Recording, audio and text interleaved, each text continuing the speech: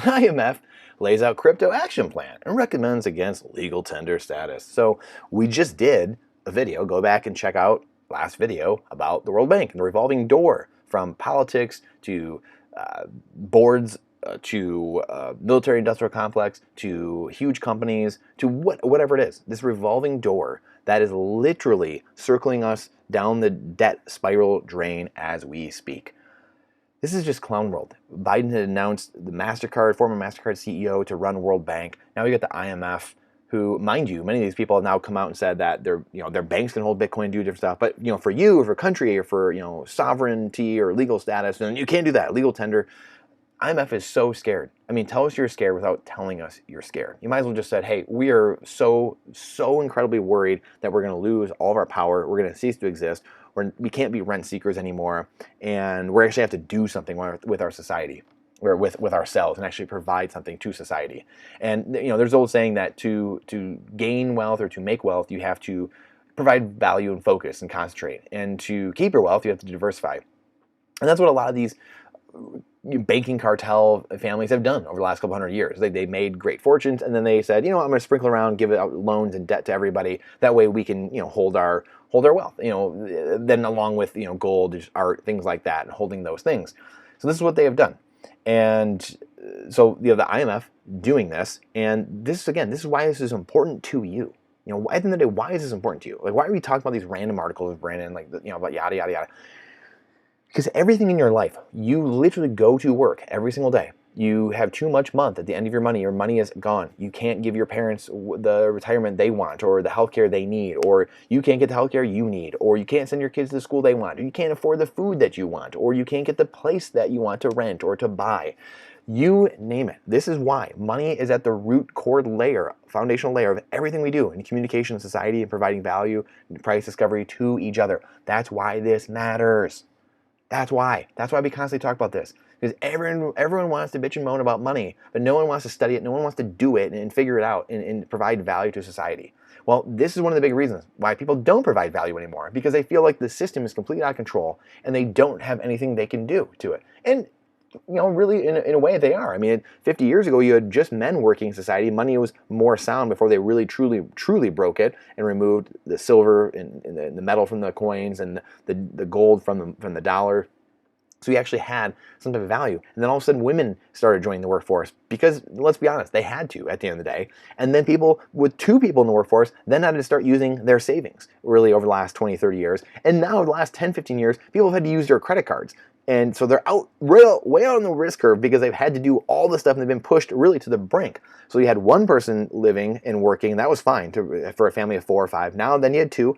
Then they had 2 people working and they had to use all their savings, deplete all that. Then they had to have 2 people working, deplete all their savings, and use their credit card, because that's the only way to do it, because the dollar is debt. And at the end of the day, hey, the dollar is debt, so you might as well get into good debt at the very least. Bad credit card debt's not good, but good debt, hedging it with, borrowing against your assets to acquire more assets, true assets like real estate, cash flowing real estate, things like that.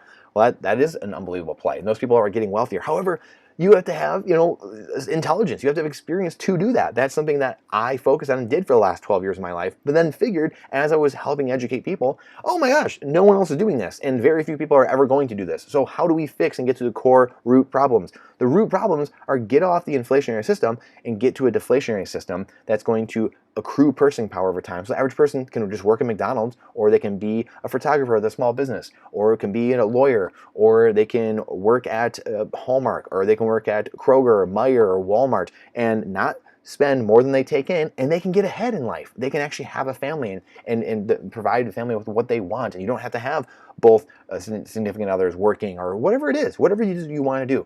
So we have the IMF making these plans for the countries. So apparently, we just keep giving our sovereignty away, just like the WHO and all these things that America's doing, giving their sovereignty away, which is just laughable. Again, remember, you have the freedom and rights. Government doesn't. No global organization does. No government does. They answer to you, not the other way around. So the IMF is over here, basically, so beyond upset that El Salvador is working out and them saying, you know what, we don't need you, IMF. That's why Nayib Bukele is thumbing his nose at the IMF constantly and chirping the heck out of them with his tweets. The IMF doesn't want this. They do not want this. They're coming in saying this is a terrible idea. Yet their idea of just coming in and enslaving the country with their debt and saying, hey, you have to do this litany of things in order for us to give you this cash, and it benefits just them.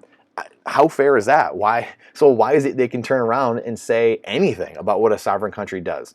I mean, it's just hilarious. And the fact that people continue down this path is because the average person doesn't know, because they're not taught this, and then the leaders at the top get to benefit. They're the ones that benefit with the IMF loan coming in, so they just continually do it. And that's just this vicious circle, this vicious cycle that continues and continues and continues. It's the revolving door, like you said, of politics. Like we said in the last video, go check out the last video about the World Bank, the MasterCard CEO coming in and their plans, what they're doing, and why this is happening, and why this matters for you. Because when this happens, and his currencies are continually devalued and printed into oblivion, typed into oblivion, now it's making life more expensive for you. That's inflation, currency printing. That's all it is. It's them destroying the currency by removing it from anything of value.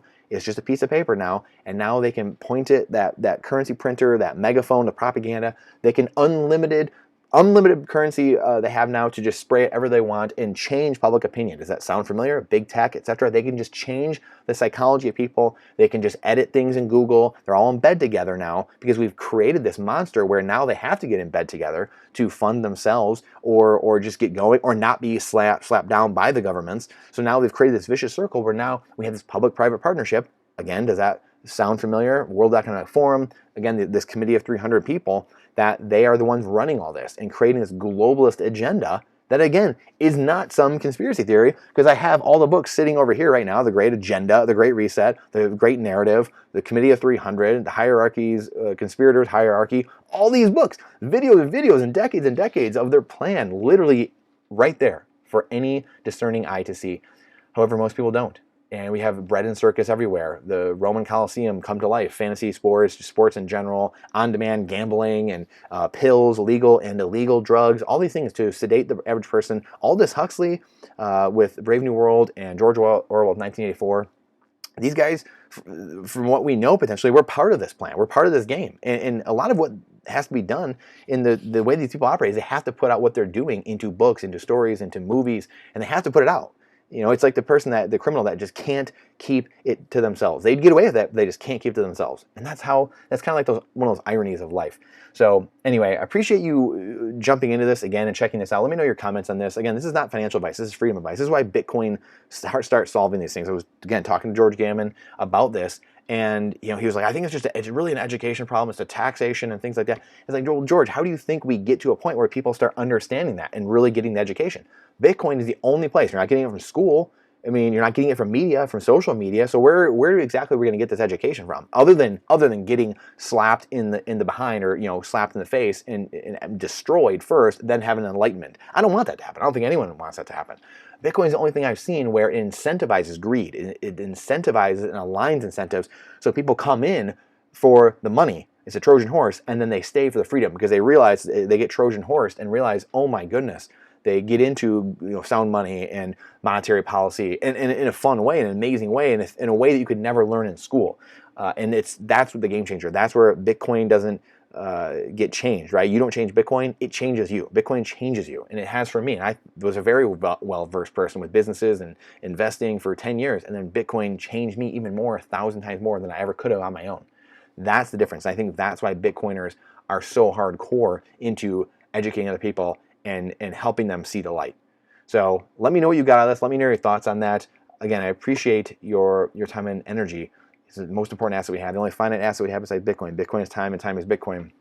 And we start to melt away the power of the elites at the top. And again, people say, well, they're never let that power go. Yeah, you're right. They're not. They're going to try to do things like this, IMF. They're going to try to make it harder for you, but it's unstoppable. They couldn't stop the printing press, couldn't stop the internet. They're not going to stop the money. They're not going to stop the internet of money either. So this is going to get out. The toothpaste is out of the tube. It's only a matter of time. It might take a little bit, but I would rather work on the world I want to have rather than complaining about the world that existed. So I appreciate your time and energy. Like I said, please spread this. Truth and freedom are not looked highly upon in the algorithm. So please, if you feel so, please share this out and please help get this out and spread this so we can build community together. We need 10,000 times as many people doing this as well to overwhelm the system with truth and reality. Bitcoin, gold, silver, food, energy, water, land, and building community. It's the most important thing in preparing for what is coming and being independent, being sovereign, being resilient. And then once you have that, you sleep very well at night and you don't need other people. You're not reliant on government. And that's exactly what they want. I appreciate you. I'll see you in the next one.